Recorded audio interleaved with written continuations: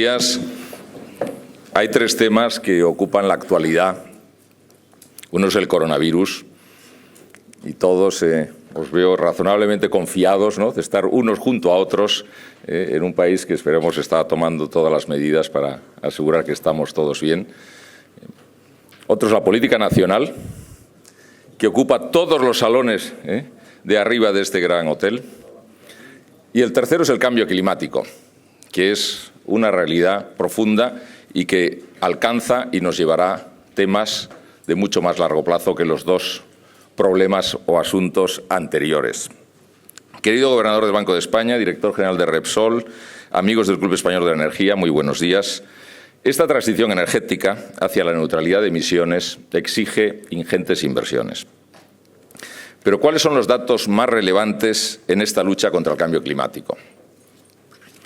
El primero, y esta es la buena noticia, en 2019, por primera vez las emisiones de CO2 relacionadas con el sistema energético dejaron de crecer. Habían aumentado significativamente en los 2 años anteriores. Y eso a pesar de que la economía mundial estaba creciendo todavía a un ritmo razonable del 2,9%.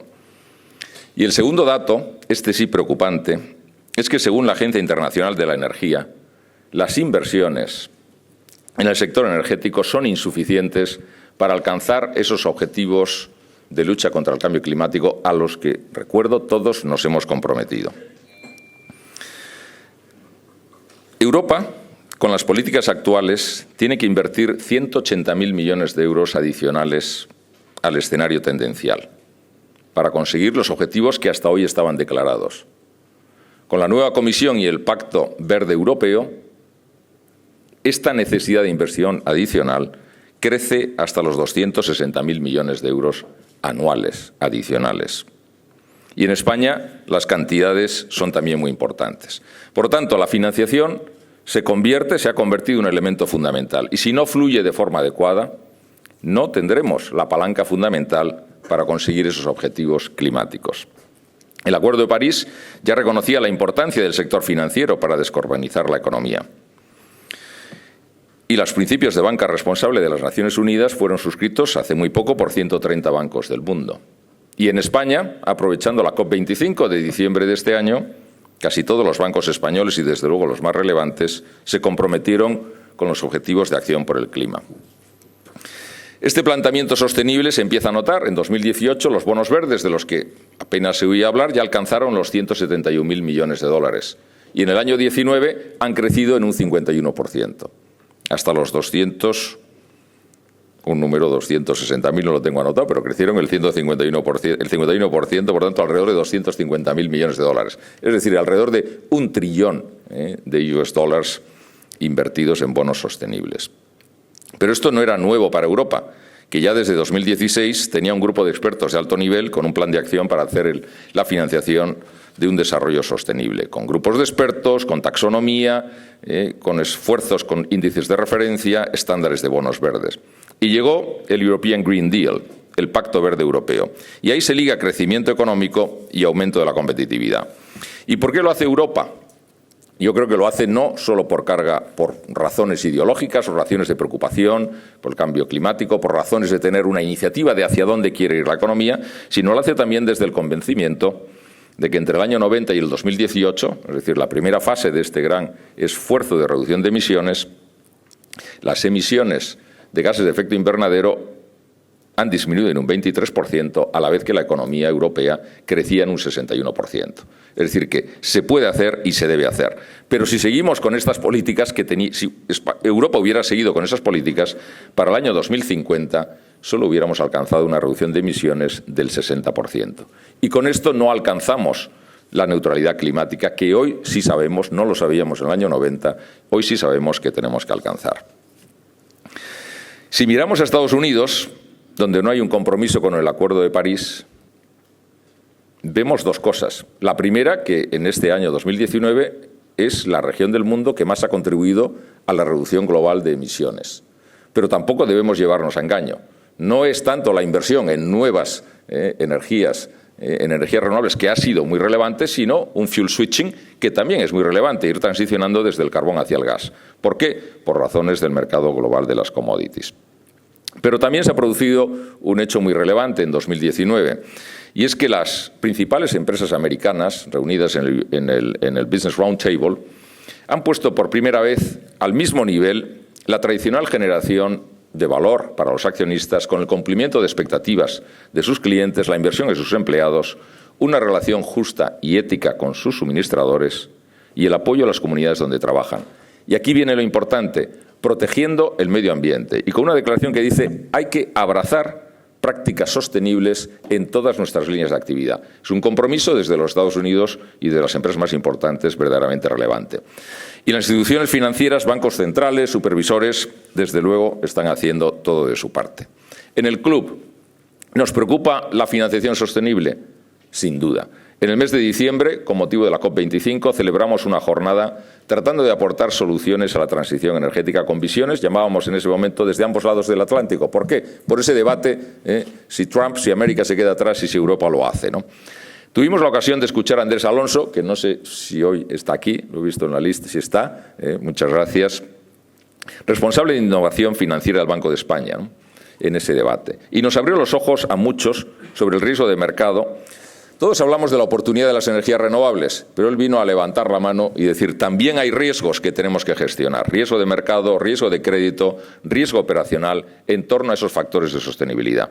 Estoy seguro que la intervención de hoy del gobernador del Banco de España va a ser muy relevante para todos los que trabajamos en el mundo de la energía. Muchas gracias, gobernador, por estar hoy con nosotros.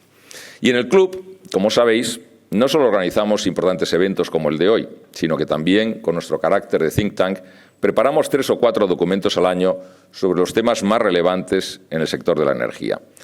Y en estos momentos estamos ocupados en la preparación de un documento que esperamos presentar muy pronto, que pretende realizar una aproximación a la transición desde su dimensión económica y financiera. ¿Para qué?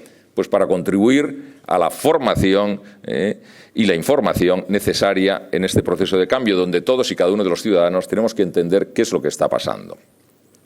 No quiero terminar esta introducción sin dar las gracias a Repsol por el patrocinio de este acto. Sin vuestro generoso patrocinio no tendríamos la oportunidad de cumplir con nuestra misión de acercar el complejo mundo de la energía a todos los ciudadanos. Muchas gracias, Luis, muchas gracias a todos los ponentes por vuestro esfuerzo en la preparación de las sesiones de hoy y muchas gracias a todos los que estáis hoy aquí. Buen trabajo. A continuación, tiene la palabra Luis Cabra, director general de Desarrollo Tecnológico de Repsol.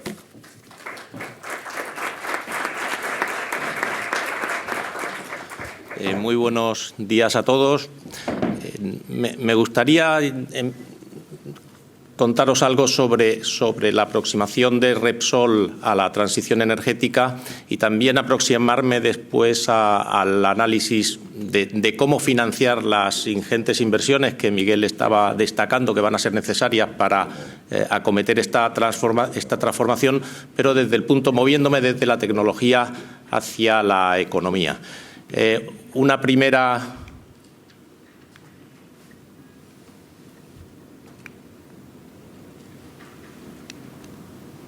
No parece que vaya.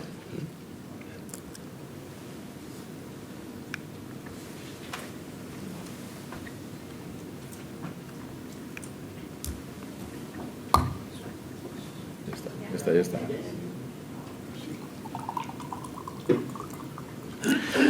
Bueno, primeras reflexiones sobre el cambio climático y el reto tremendo que supone llevar el mundo a emisiones cero, porque se puede formular de manera sencilla el problema del cambio climático pues con una ecuación de 4 factores. Esto es relativamente bien conocido, pero creo que es bueno que lo repasemos juntos. Al final, si multiplicamos la población del planeta por el grado de desarrollo en el mundo, que lo podemos medir por el PIB en el mundo por unidad o por per cápita, y lo multiplicamos por la intensidad energética, que es la energía que necesitamos para incrementar un punto el PIB en el planeta, y lo multiplicamos por la intensidad de carbono, que es las toneladas de CO2 que emitimos cuando producimos energía por unidad de energía que producimos, pues tenemos las emisiones de CO2 en el mundo.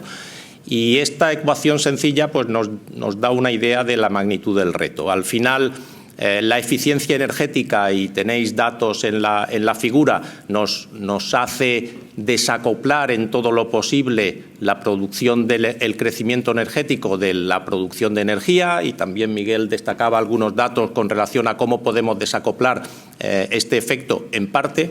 También podemos desacoplar en buena parte, fundamentalmente con energías renovables, pero también con otras energías que luego destacaré, la llamada intensidad de carbono, de cuánto carbono emitimos por unidad de energía. Pero a la izquierda tenemos dos factores que van a crecer, y van a crecer de manera exponencial en los próximos años, que son la población en el mundo y, por otro lado, los digamos, deseos de desarrollo en los países emergentes y no desarrollados, y esa ecuación no cuadra para que las emisiones de CO2 sean cero. Y, por lo tanto, necesitamos algo más en la ecuación, necesitamos un sustraendo, y empezamos a hablar de mecanismos de todo tipo, porque son muchos y muy variados, de captura de CO2. Solamente de esta manera, trabajando la intensidad de carbono al límite, trabajando la eficiencia energética y la intensidad energética al límite y contando con captura de CO2, es como podremos conseguir una descarbonización total y llegar a esa meta de net cero en el año 2050. También esto es relativamente conocido, pero no está de más repasar dónde estamos hoy y dónde vamos hacia el futuro. Ahí están a la izquierda los escenarios de la Agencia Internacional de la Energía, ese llamado escenario de, ahora se le llama, antes se le llamaba New Policies, ahora se llama Stated Policies. Digamos, si seguimos por el camino de las políticas que hoy los países han declarado que van a seguir, pues todavía las emisiones en la curva de arriba van a seguir subiendo, y necesitamos mover esto y moverlo rápido, y irnos a ese escenario de desarrollo sostenible que se explicita como objetivo en el Acuerdo de París, en el cual las emisiones desde ya tienen que empezar a reducir.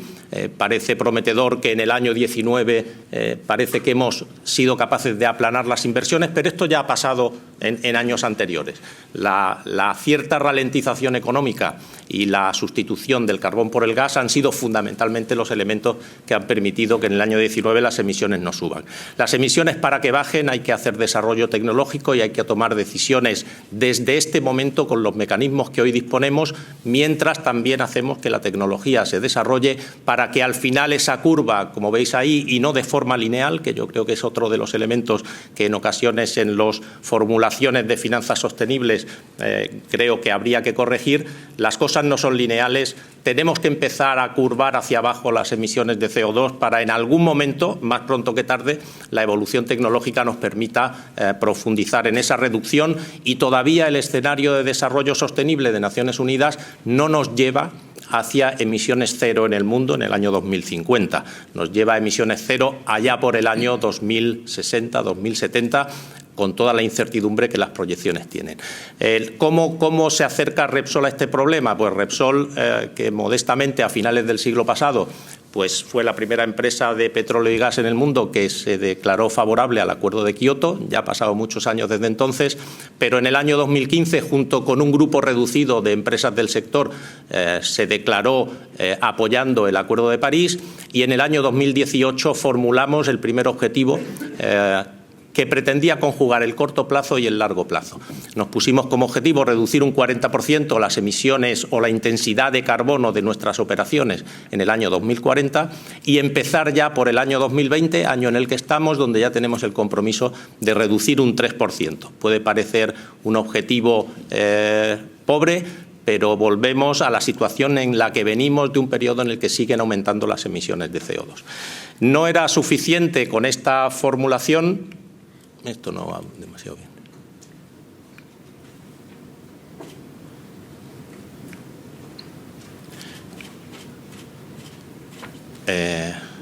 Si es posible, eso. Si alguien me puede ayudar a mover las figuras, se lo agradezco. Es en el año 19 y fue en diciembre donde, dado que la ambición de emisiones cero se convertía pues, prácticamente en un clamor mundial, pues hicimos los números que, pensando en los años 2040-50, se pueden hacer, y formulamos una declaración de que Repsol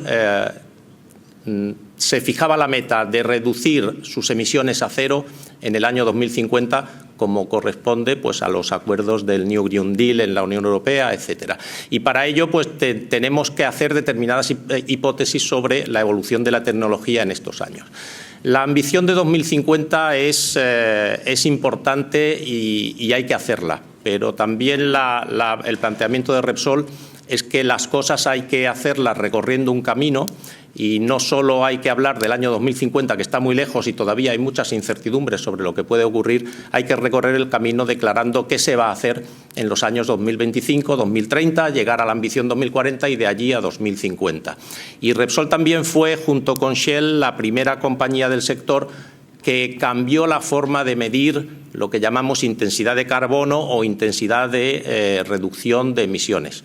Y es tener en cuenta no solo las emisiones que generamos en nuestras operaciones, sino también cuáles son las emisiones que nuestros productos, los productos que producimos a partir del petróleo y el gas que generamos, cuáles son las emisiones que producen. Eso es lo que se da a llamar en la jerga el Scope 3 y Repsol y Shell empezaron por ese camino. Repsol lo hizo en el año 2018 ya, cuando estableció su ambición de 2040 y lo ratificó y lo hizo más ambicioso en 2050 y después probablemente pues, se ha visto una serie de empresas que también se han empezado a añadir, Equinor, BP, formulando declaraciones de uno u otro tipo y luego haré algún comentario sobre la falta de claridad que todavía hay en el mundo inversor, en el mundo financiero, sobre cómo estamos midiendo estas cosas. Hay toda una técnica en la medición de estas intensidades de carbono y es muy importante que las empresas con toda transparencia y claridad expliquen cómo están calculando las cosas, porque no todos los índices de intensidad de carbono tienen el mismo significado, unos incluyen el Scope 3 y otros no, unos como nosotros los referimos porque pensamos que así debe ser al mix energético que estamos produciendo. Tenemos que reducir toneladas de CO2 por cada unidad de energía que ponemos en el sistema, proceda del crudo, proceda del gas o proceda de energías renovables, como también hemos empezado a trabajar ya. Y es que es la única manera de conseguir esos avances del 10, 20%, 40%. No hay otra forma de hacer las cosas más que utilizando tecnologías y, desde luego, cambiando el mix energético. Y también quería, si alguien me puede pasar la siguiente, si es que alguien tiene control.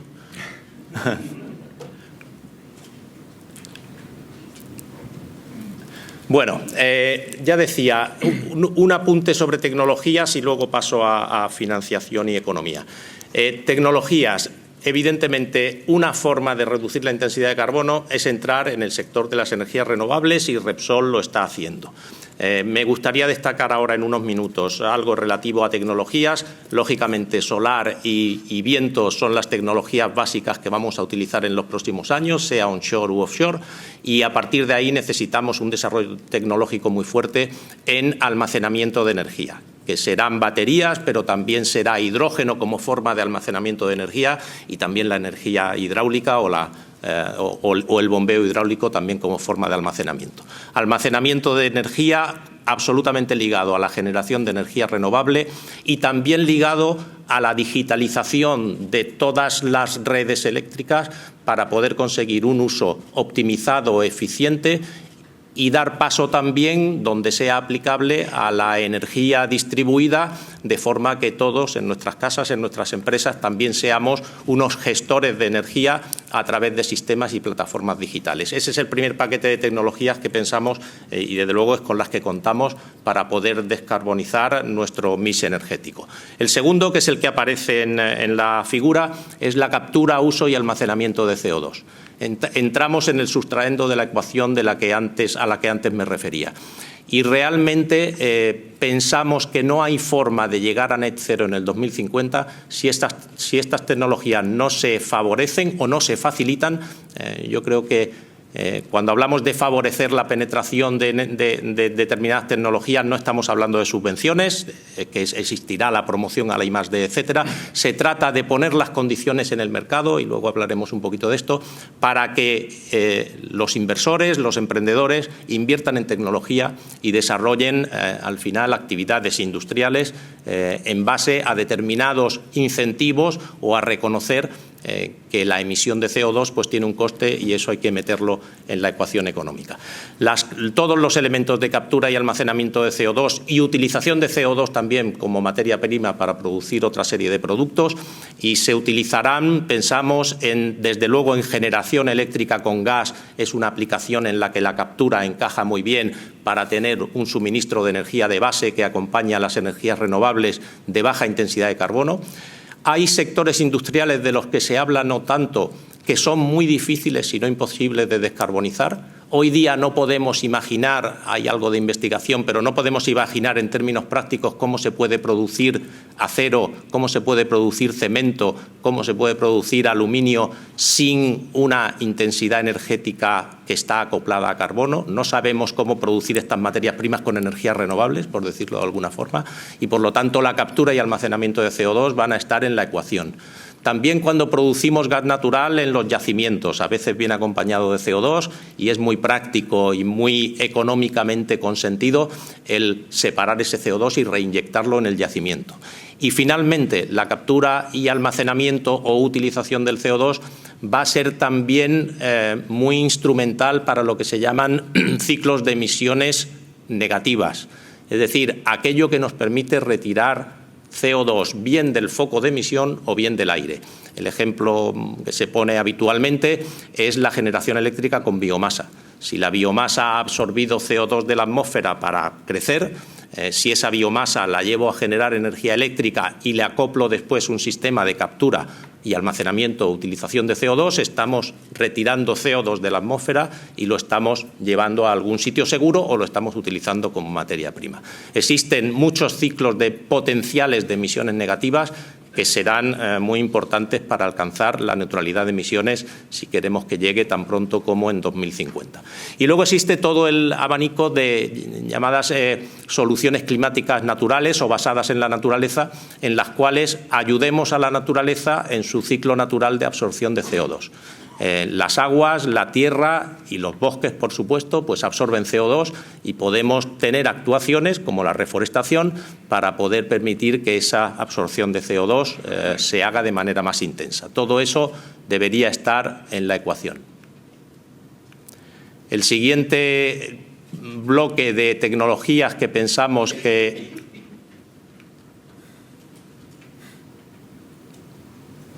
va solo esto. Muy bien. Otras de las que también se hablan relativamente poco, y es durante todo este periodo de transición energética vamos a necesitar petróleo y gas, porque vamos a necesitar productos del petróleo. Evidentemente, para la petroquímica, estas son aplicaciones relativamente desacopladas de emisiones de CO2, pero vamos a necesitar todavía durante muchos años combustibles líquidos. Y se puede hacer mucho en lo que es una refinería para poder descarbonizar sus operaciones.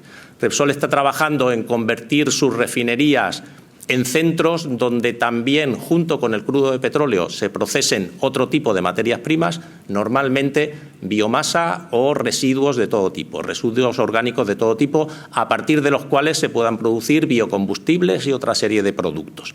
También vamos a integrar energías renovables, la producción eléctrica renovable en la refinería, que es un centro consumidor de energía eléctrica muy fuerte, pues vamos a integrar energías renovables y, ¿por qué no?, cuando lleguen los momentos en los que la energía eléctrica a determinadas horas del día pues su coste sea muy bajo o casi cero, pues se puede concebir la producción de hidrógeno verde a partir de electrolisis, produciendo energía, tomando energía renovable de muy bajo coste, produciendo hidrógeno, y el hidrógeno es una materia prima que necesitamos también en nuestras refinerías. De esta manera podremos estar obteniendo una serie de productos que seguiremos llamando o no gasolina, diésel, etcétera, y que vamos a utilizar en los motores de combustión interna y podrán competir durante muchos años, y este es un tema en el que también nos gusta destacar cada vez que hablamos de este asunto, podrán competir durante muchos años con el coche eléctrico si medimos las emisiones de CO2 como se deben medir, que es en el ciclo completo, desde la obtención de la fuente de materia prima hasta el uso de la energía en la aplicación que tengamos. Probablemente habréis oído con frecuencia pues hablar de cómo un coche eléctrico pues depende de dónde se obtenga la energía eléctrica, y en cualquier caso la manufactura de la batería es un gran consumidor de energía no renovable y cómo en el ciclo de vida el coche eléctrico, desde luego, que es una opción, lo será tanto más cuanto mayor sea la proporción de energía renovable en el mix eléctrico, pero no está exento de emisiones de CO2 y también hay que tenerlo en cuenta a la hora de establecer los incentivos para que lo que consigamos es no apoyar unas tecnologías u otras de manera determinista, pero sí reducir emisiones. Bueno, pues con todo digamos, introducción de cuál es el paquete de tecnologías que una empresa como Repsol visualiza para pasar de un mix energético basado en petróleo y gas fundamentalmente, por no hablar del carbón, moverse hacia un mix con más proporción de energías renovables y donde también hay que descarbonizar los hidrocarburos que vamos a seguir necesitando. En el escenario de desarrollo sostenible de la Agencia Internacional de la Energía, en el año 2040 todavía algo menos de la mitad del suministro energético vendrá todavía del petróleo y del gas. Cuando aceleremos para conseguir el net cero 2050 será menos, pero vamos a necesitar petróleo y gas durante muchos años. Paso a ligar la tecnología con la economía y bueno, vamos a necesitar movilizar ingentes inversiones para hacer todo este cambio y toda esta transición energética. Y yo me gusta resumir la visión que tenemos sobre cómo financiar las inversiones necesarias con una cita a un premio Nobel de Economía del año 2018, William Nordhaus, que estudió ya desde los años 70 el fenómeno del cambio climático desde el punto de vista de la ciencia económica y que de manera muy lúcida pues establecía que había 4 condiciones para que una política económica fuera efectiva y eficiente para atacar un problema sistémico como el del cambio climático. Y están en la figura resumidas. Primero, que las medidas se introduzcan lo más pronto posible. Hay que actuar ya y hay que actuar con las tecnologías que hoy tenemos disponibles, no con las que tengamos en 2050, con las que ya tenemos disponibles porque seguimos aumentando año a año las emisiones de CO2 y hay que empezar a actuar ya. Lo segundo es la participación universal, que no es utópica, pero sí muy difícil. El Acuerdo de París es un principio de gobernanza del problema del cambio climático, todas las COPs, pero desde luego hay que promover que todos los países se movilicen en la lucha contra el cambio climático. El tercero y muy importante es que el coste marginal de reducir emisiones sea igual para todos. No se habla no quiere decir esto que no haga falta después mecanismos de reequilibrio y de transición justa, pero hay que dar una señal clara al mercado de que las emisiones de CO2 tienen un coste y ese coste, cuanto más parecido sea en todas partes del mundo, más efectivas serán las políticas para movilizar las inversiones necesarias. Repsol es claro defensor del establecimiento de un precio del carbono de la manera que sea. Finalmente, sí, el aviso es evidente. El último punto es el de que la tecnología no es lineal. Vamos a empezar a reducir emisiones de CO2 ya y vamos a dejar que la tecnología luego nos permita profundizar en ellas. Yo creo que con esos 4 principios, y voy a completar ya mi charla, creo que se puede trabajar un sistema financiero, las llamadas finanzas sostenibles, que teniendo en cuenta estos principios den oportunidades a todas las tecnologías, den oportunidades a corto plazo a las tecnologías que ya tenemos disponibles para reducir emisiones. Bueno, yo creo que el gobernador seguro que va a hacer una mención al paquete de finanzas sostenibles de la Unión Europea, que desde nuestro modesto punto de vista todavía tiene algunos elementos mejorables con relación a que sea lo más inclusivo posible, a que no se apueste solo por determinados tipos de tecnologías y a que se preserve también la competitividad de la industria. Así que muchas gracias.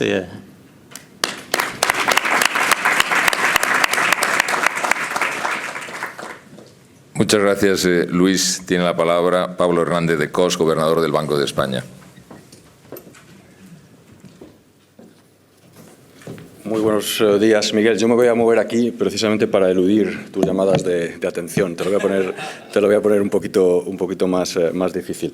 Y bueno, efectivamente no voy a decepcionar, ya lo ha dicho Miguel al principio, viniendo como gobernador del Banco de España incluso a una discusión sobre el cambio climático, de lo que voy a hablar es de riesgos, ¿no? Este es el papel que siempre le toca al Banco de España, ingrato, pero que asumimos con mucho orgullo. Pero que en este caso yo creo que es particularmente importante, ¿no? Y este quizás sería el principal mensaje que yo quiera trasladar hoy aquí. La correcta asunción de los riesgos relacionados con el cambio climático, sean estos físicos, sean estos de transición, no solamente son importantes desde el punto de vista de la estabilidad financiera, que es lo que ocupa esencialmente al Banco de España, sino que esa correcta asunción de riesgos es absolutamente fundamental para la solución del problema, ¿no? Solo de esta manera seremos capaces de desinvertir en aquellas cosas que efectivamente son dañinas para el medio ambiente y, al contrario, incentivaremos la inversión de aquellas otras que son más favorables. En cualquier caso, para tratar de ordenar mis ideas, voy a hacer una presentación, digamos, de lo más general a lo más particular. En primer lugar, voy a poner el énfasis en cuáles son, desde nuestro punto de vista en el Banco de España, algunas guías de las políticas económicas generales que deben seguirse a la hora de afrontar el cambio climático. En segundo lugar, ya más específicamente, me voy a referir a algunas cuestiones relacionadas con nuestra labor supervisora y también reguladora, es decir, del sector financiero. Y por último, también voy a hacer una breve mención a algo que cada día está recibiendo más atención, y es cuál es el papel de los bancos centrales en relación con la política monetaria y el papel que pueda tener la política monetaria en esta cuestión. Y en relación con esto, como saben, el Banco Central Europeo, conjuntamente con los bancos centrales nacionales, acaba de iniciar una revisión de su estrategia de política monetaria, en la que vamos a analizar muchas cosas. Como dice siempre la presidenta Lagarde, vamos a mirar debajo de todas las piedras. Y una de esas piedras es precisamente la del cambio climático, ¿no? Como saben, el Banco Central Europeo tiene un objetivo prioritario que estableció en el tratado, que es la estabilidad de precios, pero ese objetivo prioritario, una vez que está garantizado ese objetivo prioritario, también permite al Banco Central Europeo contribuir a otras políticas económicas que hayan sido definidas como prioritarias por parte de la Unión Europea, y evidentemente una de ellas es el cambio climático. Voy a hacer una referencia al final sobre esta cuestión. Bien, empezando con los principios generales y, bueno, muy relacionado con algo que ha mencionado Luis también en su presentación. Aquí la gran cuestión, evidentemente, es tratar de responder a una pregunta muy difícil, y es cuál es el diseño de la estrategia óptima de la política económica, ¿no? Y desde nuestro punto de vista, esto requiere una adecuada combinación entre dos cuestiones. Por una parte, realizar una actuación lo más temprana posible, lo está enfatizando Luis en la última parte de su intervención, y al mismo tiempo también mitigar los costes sociales que todos tenemos que asumir que esa acción temprana va a generar. Y ello probablemente nos llevaría a una secuencia temporal óptima de las medidas que se vayan a adoptar. Así, por ejemplo, una intervención temprana nos debería permitir resolver el problema de lo que Mark Carney, el todavía gobernador del Banco de Inglaterra, llamó la tragedia del horizonte, que no es ni más ni menos que una situación como la que probablemente todavía nos encontramos, en las que la asunción de los riesgos, por ejemplo, por parte de los mercados financieros no es perfecta, porque los riesgos son asumidos o no son conocidos, son percibidos como muy lejanos en el tiempo, de tal manera que cuando realmente esos riesgos se perciban como reales, sea demasiado tarde para actuar, ¿no? Esa tragedia del horizonte nos debería llevar, y lo decía también Luis, como digo, a una intervención temprana. Pero al mismo tiempo, y también lo decía Luis en su intervención, es importante subrayar que una actuación temprana lleva aparejada algunos costes, y en particular lleva aparejada el coste de no poder contar con la que probablemente sea un desarrollo tecnológico futuro que podría, en el caso de que tuviéramos ese desarrollo tecnológico disponible hoy, nos permitirá probablemente dar una solución más eficiente. En cualquier caso, y este es uno de los principales mensajes de esta introducción a la guía de política económica en relación con el cambio climático, que desde nuestro punto de vista debería seguirse, esta solución a este problema temporal tiene que ser solucionada por los parlamentos, legítimamente votados por los ciudadanos. En el caso de la Unión Europea parece bastante evidente, también lo mencionaba tanto Miguel como Luis, que parece que la Unión Europea ha decidido desempeñar el liderazgo en cuanto a acciones tempranas, y desde desde el punto de vista de la sociedad española, también hay algunos estudios sociológicos que apuntan a que la sociedad parece estar mayoritariamente concienciada de los riesgos de no actuar y también parece dispuesta a asumir algunos de los posibles costes que se pueden derivar de empezar a intervenir ya. Como digo, en todo caso se trata de una decisión colectiva que solo puede ser legítimamente adoptada por los parlamentos nacionales. Afortunadamente, también desde el punto de vista de cuáles son las acciones óptimas para solucionar este problema, también, esta es nuestra opinión, la política fiscal puede y debe desempeñar un papel preeminente en la gestión de la transición hacia una economía más sostenible. Y digo afortunadamente porque evidentemente también es el Parlamento el que define los instrumentos de política fiscal directamente. ¿Por qué decimos esto desde el Banco de España? Bueno, básicamente nos remontamos a los libros de texto. ¿De qué estamos hablando en esta cuestión del cambio climático? Básicamente lo que estamos hablando es de una externalidad negativa. De lo que estamos hablando es de que los agentes privados en su actuación diaria no son capaces de incorporar lo que hacen es incorporar los costes privados, pero no los costes sociales de su actuación. Esta externalidad negativa también tiene una respuesta de libro de texto muy relativamente sencilla, que son los impuestos piguvianos, que básicamente lo que acercan son establecen en los precios esos costes sociales y de manera que permiten internalizar los mismos. Esta es, de hecho, la esencia de la propuesta del Carbon Dividend Act, promovida por el Climate Leadership Council, en la que se afirma, y aquí estoy entrecomillando, un impuesto al carbono supone la palanca más eficiente en términos de coste para reducir las emisiones de carbono en la magnitud y la velocidad que son necesarias. Bien, por supuesto, todos sabemos que de la teoría, del libro de texto a la práctica, hay una gran distancia y que además en la práctica el diablo está en los detalles. No solamente en los aspectos más técnicos, sino también, por supuesto, en los de carácter más social. Y por eso es importante enfatizar que la política fiscal debe jugar un papel no solamente en esa internalización de las externalidades negativas que se generan como consecuencia del cambio climático, sino que al menos desde nuestro punto de vista debería jugar al menos otros dos papeles. Una es, evidentemente, la de fomentar la innovación tecnológica y la adopción de tecnologías limpias, es decir, no solamente un elemento, digamos, puramente negativo, sino también una acción esencialmente positiva. Y luego también desde una perspectiva social, y luego le dedicaré unos minutos a esta cuestión porque yo creo que esta es absolutamente fundamental para garantizar la base social necesaria para estas políticas de cambio climático. Creo que es muy importante compensar a los perdedores, que los habrá en el proceso de transición. En definitiva, en relación con este primer aspecto que nos gustaría enfatizar desde el Banco de España, en relación con cómo afrontar el cambio climático, la política fiscal debe desempeñar, desde nuestro punto de vista, un papel preponderante en la gestión del cambio climático, tanto para, uno, incentivar las actividades más perjudiciales para el medio ambiente,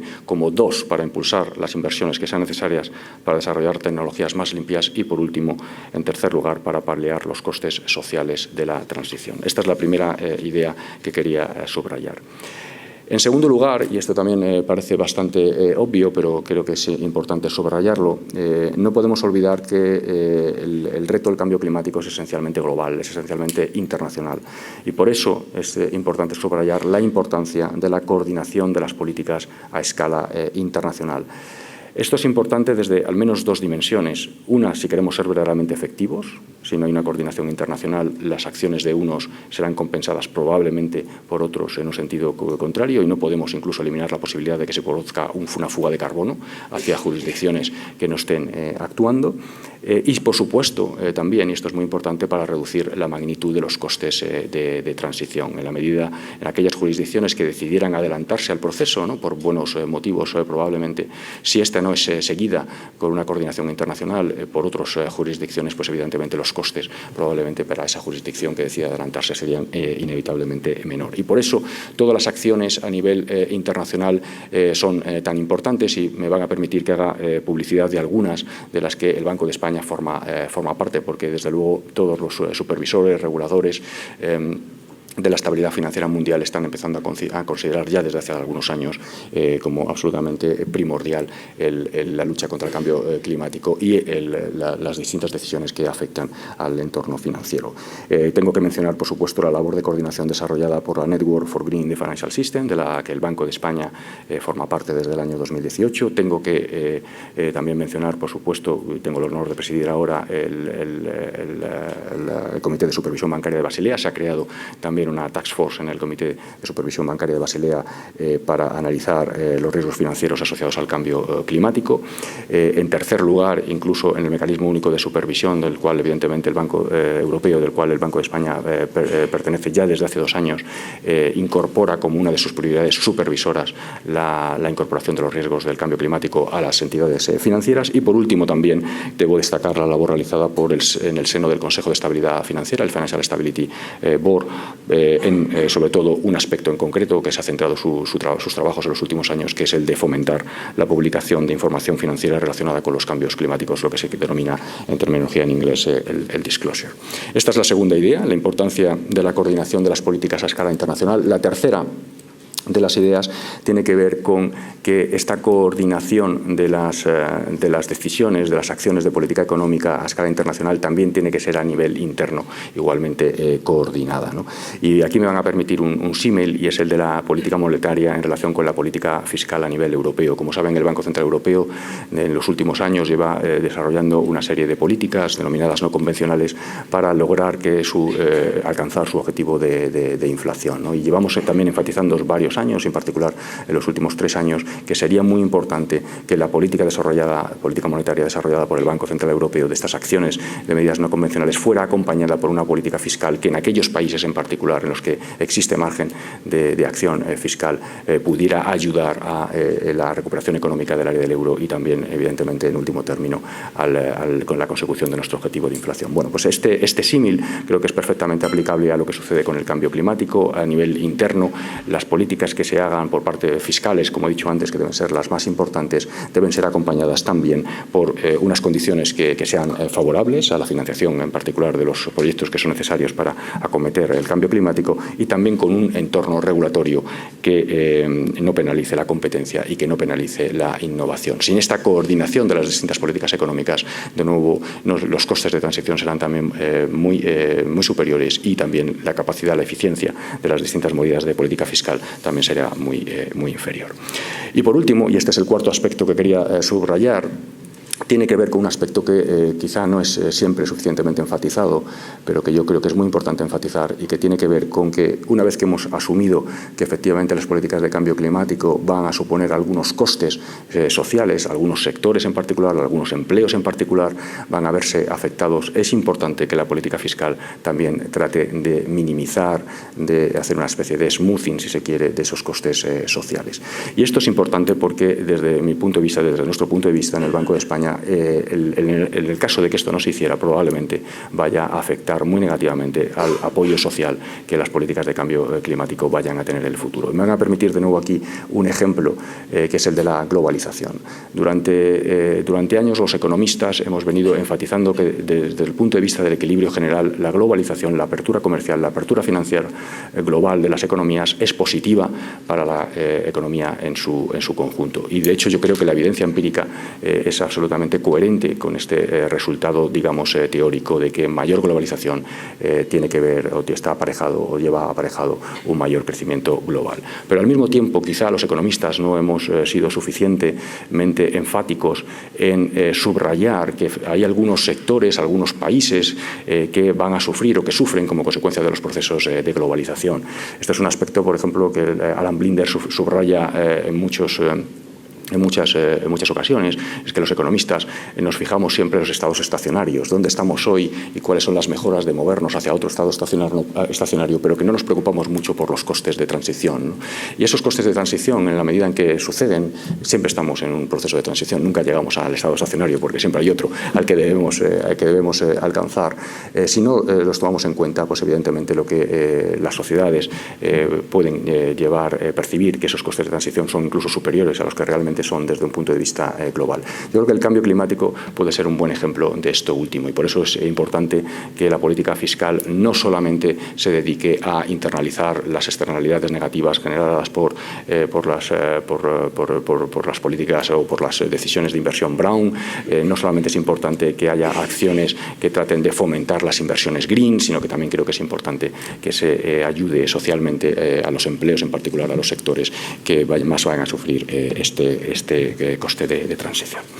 Bien, esto en cuanto a los elementos generales de lo que yo creo que debe ser estos 4 aspectos que he tratado de subrayar, una guía de la política económica general. ¿Qué sabemos ahora sobre el papel del sector financiero? Bueno, yo creo que estamos todos de acuerdo que este es absolutamente crucial. De lo que estamos hablando, en definitiva, es una especie de reconversión industrial. Estamos hablando de que hay determinados sectores que hoy tienen un tamaño muy elevado, que tendrán que hacer un cambio tecnológico dentro de ese mismo sector para adaptarse a los nuevos requerimientos derivados de las políticas de cambio climático, y que otros sectores que hoy tienen un tamaño mucho menor probablemente tengan que ganar recursos. Esto es lo que tengan que ganar peso. Esto es lo que llamamos los economistas una reasignación de recursos dentro de los sectores y también, por supuesto, entre sectores. Y para esto la financiación, para que esto sea verdaderamente exitoso, la financiación es absolutamente fundamental. Lo mencionaba Luis, lo mencionaba en su introducción. El Pacto Verde Europeo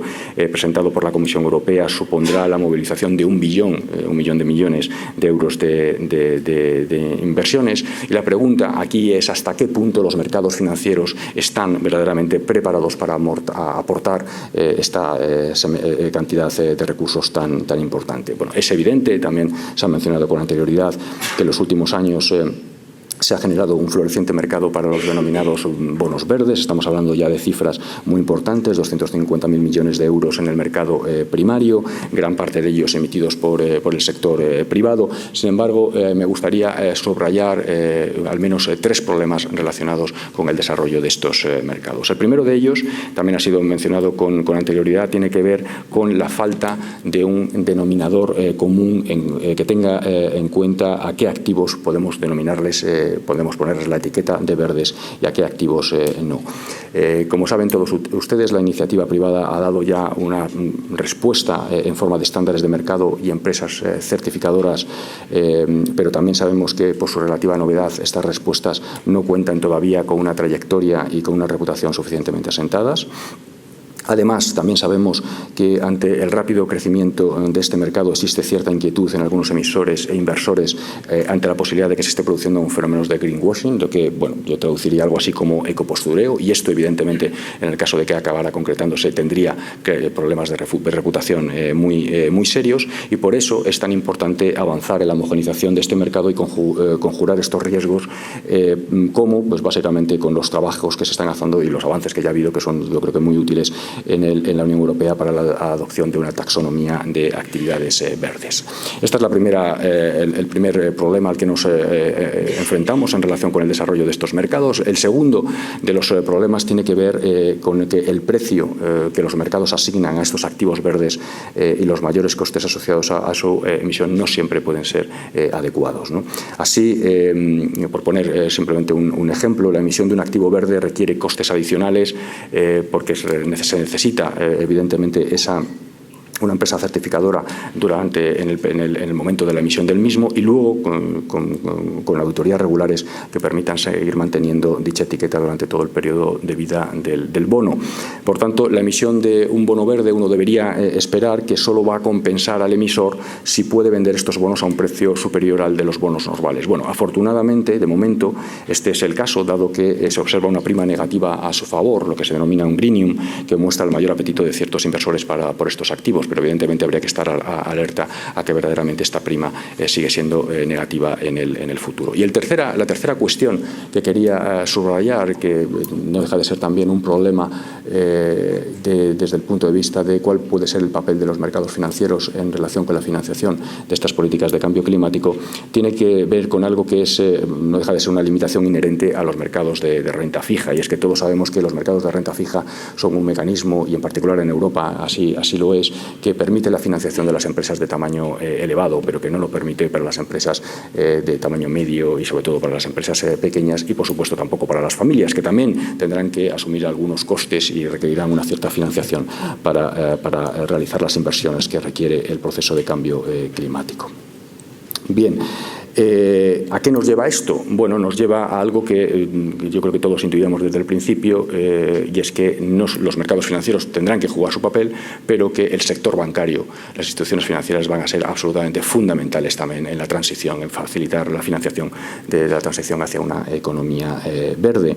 Y de nuevo, aquí vuelvo un poco a mi mensaje inicial, solo haciendo que los intermediarios financieros, las instituciones financieras, los bancos, en definitiva, integren todas las consideraciones, los riesgos asociados al cambio climático en sus políticas crediticias, seremos capaces verdaderamente de que no solamente de garantizar la estabilidad financiera, como subrayaba al principio, sino también de que verdaderamente financien las actividades que queremos que se financien. Bien, ¿qué sabemos sobre esta cuestión? Bien, lo decía Luis antes, sabemos poco todavía, ¿no? Pero déjenme decir algunos números, ¿no? Por ejemplo, en un trabajo publicado por el Banco de España recientemente y firmado por nuestra subgobernadora, se analizaba cuál era la exposición de nuestros bancos a las ramas de actividad potencialmente más afectadas por los riesgos de transición climática, con todas las dificultades, Luis, que esto tiene. Bien, los números básicamente nos decían que esta exposición de nuestros bancos a las ramas de actividad potencialmente más afectadas representa en torno al 20% del total de las exposiciones a actividades productivas. Lo que es más interesante, quizá más allá que el porcentaje, que por supuesto no es un porcentaje en absoluto despreciable, es cuál es el resultado de analizar, por ejemplo, las tasas de morosidad de estos sectores. Bueno, sorprendentemente, o no, probablemente nada sorprendente, estas exposiciones experimentaron un aumento de la morosidad que fue inferior durante la crisis a otros sectores que en principio van a estar menos expuestos a las políticas de cambio climático. Y de hecho, durante la recuperación y la reducción de las tasas de morosidad que se ha producido acompañando a esa recuperación económica, la tasa de mora de estos sectores que en principio van a estar más expuestos ha vuelto a los niveles precrisis, mientras que en otros sectores, sin embargo, los niveles de morosidad siguen siendo más altos. Si uno analiza exactamente por qué esto es el caso, esto se deriva esencialmente de que estos sectores que van a estar, insisto, más expuestos, de acuerdo con la información que al menos tenemos hoy, básicamente son más rentables. Y son más rentables esencialmente por algo que he dicho antes, es que de momento no están internalizando esa externalidad negativa, que una vez que les hagamos internalizar esa externalidad negativa, evidentemente generarán una reducción de su rentabilidad, aumentará en principio la rentabilidad de otros sectores, de tal manera que evidentemente desde el punto de vista de la estabilidad financiera es muy importante que nosotros como supervisores en particular hagamos que las entidades financieras internalicen cuanto antes este proceso que se va a producir en el futuro. Bien, esta internalización no es en absoluto sencilla y esto es un segundo aspecto que quería subrayar, ¿no? ¿Por qué? Porque bueno, los economistas básicamente utilizamos, de cara a predecir el futuro, utilizamos el pasado. Y esto es un fenómeno que el pasado no nos va a ser de gran utilidad, ¿no? Por eso los bancos centrales estamos poniendo, y el Banco de España en particular, está poniendo mucho el énfasis en el desarrollo de metodologías que llamamos de stress test, que es básicamente de crear escenarios hipotéticos en los cuales estresamos, digamos, las carteras de los bancos sobre la base de una serie de supuestos, que es básicamente lo que, digamos, los que saben sobre estos temas nos dicen, de tal manera que somos capaces de identificar cuáles pueden ser los impactos y, en último término, pues podemos, digamos, imponerle a los bancos unos determinados requerimientos para que internalicen las consecuencias de esos potenciales escenarios. En todo caso, incluso el desarrollo de estas metodologías, de estos stress test, no están exentas de problemas, y voy a subrayar al menos 3 de ellos. El primero es la falta de información. Hay una laguna de información en la que los supervisores, además, creo que tenemos que tener un papel fundamental en la identificación y difusión de la información necesaria para la valoración de los riesgos asociados, y voy a poner solo dos ejemplos. Por un lado, solo las mayores empresas han estimado una huella de carbono en este momento. Y además de estas, en las grandes empresas, ni siquiera lo han hecho completamente, porque ninguna estima su huella, incluyendo, por ejemplo, los consumos intermedios, que puede ser absolutamente fundamental desde el punto de vista de la valoración global de esas exposiciones. Y voy a poner un segundo ejemplo. No existe en este momento un registro centralizado de la calificación energética de las viviendas. Y esto es importante porque la aclimatación de las viviendas supone alrededor del 25% de las emisiones totales. Y, de hecho, las viviendas son el principal colateral de las operaciones de crédito vía la constitución de hipotecas, ¿no? Solamente para poner dos ejemplos de todavía en qué estado estamos en relación con las lagunas de información. La segunda dificultad que quería subrayar tiene que ver con nuestros modelos de riesgo. Realmente estamos ante un tipo de modelización muy compleja, lo decía antes.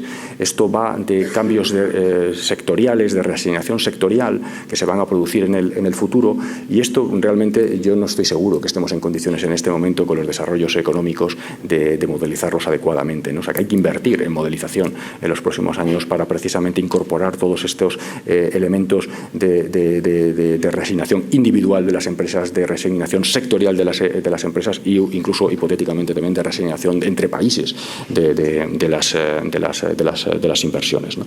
Y por supuesto la tercera dificultad tiene que ver con el horizonte temporal, y vuelvo a hablar de la tragedia del horizonte que subrayaba Mark Carney. Los economistas tenemos serias dificultades para predecir el siguiente trimestre. Tenemos más dificultades aún, pero lo hacemos regularmente. Al menos el Banco de España publica previsiones macroeconómicas en horizontes de 2 y 3 años. Lo hacemos trimestralmente. Nos equivocamos a menudo, no solo nosotros, sino el resto de los analistas y forecasters, ¿no? que nos acompañan en este ejercicio. Imagínense ustedes cuál es la dificultad de proyectar más allá de 3 años, ¿no? Es importante asumir, evidentemente, que aquí nos vamos a equivocar mucho y vamos a tener que rectificar en el camino en muchas ocasiones. Bien, más allá de esta labor de concienciación y de estímulo para que las entidades financieras incorporen los riesgos climáticos en su análisis, también se plantea en muchas ocasiones a los reguladores financieros cuál debería ser nuestro papel y si deberíamos introducir reformas en la regulación financiera que ayude a este proceso de transición, ¿no? Bien, en mi opinión, la regulación financiera creo que ni puede ni debe liderar este proceso, ni menos, y sobre todo lo que no puede hacer es sustituir la inacción de otros actores de política económica, ¿no? Su papel, en mi opinión al menos, debe limitarse a acompañar las decisiones que se tomen en otras instancias que, como ya he comentado, cuentan con instrumentos que nos parece que son mucho más eficaces y más adecuados para esos fines, ¿no? Nuestra principal función como reguladores financieros es garantizar la estabilidad financiera de la economía, y este debe ser, creo, el objetivo a preservar. Por otra parte, y estas son las buenas noticias, si las medidas implementadas por los gobiernos, fundamentalmente de carácter fiscal, como he subrayado antes, tienen suficiente éxito, el papel de los reguladores y de los supervisores debería ser en gran medida asegurarse simplemente de que las entidades financieras incorporan adecuadamente el impacto de dichas medidas en su análisis de riesgo, ¿no? Porque inmediatamente, evidentemente, aquellas actividades que son más dañinas quedarán penalizadas también en términos de sus riesgos, y lo contrario sucederá con aquellas actividades que son más favorables para el medio ambiente y que, por tanto, hay que promover desde el punto de vista del cambio climático. Y me van a permitir, ya que termine, una mención breve a esa tercera cuestión que cada vez está recibiendo más interés, y es cuál debe ser el papel ahora de los bancos centrales, esa otra pata del Banco de España, que es, es el desarrollo, la definición, el diseño de la política monetaria. Y aquí es evidente que se está generando una expectativa muy grande, ¿no? Y simplemente les voy a poner un ejemplo. En la rueda de prensa de la presidenta Lagarde, la última rueda de prensa, la correspondiente al mes de marzo, la que se realiza con posterioridad a las decisiones de política monetaria, la presidenta Lagarde creo que tuvo que mencionar la palabra cambio climático 12 veces.